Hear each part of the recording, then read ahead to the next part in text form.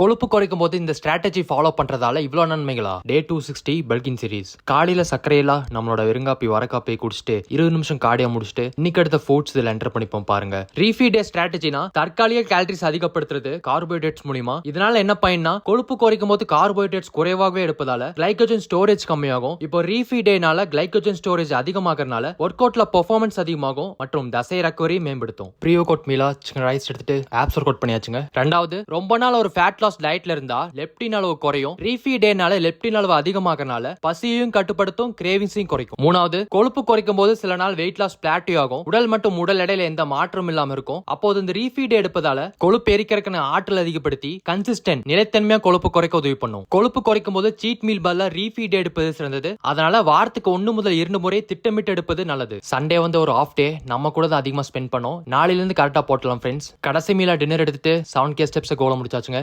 எண்ணங்கள் தான் உலகை ஆளுகின்றன. மீண்டும் நாளை சந்திப்போம்.